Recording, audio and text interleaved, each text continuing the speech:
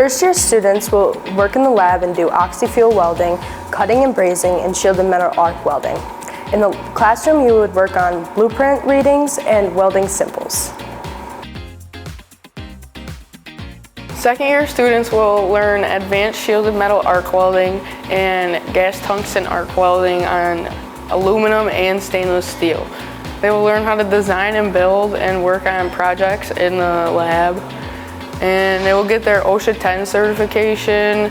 They could get their AWS certification and their DOT certification.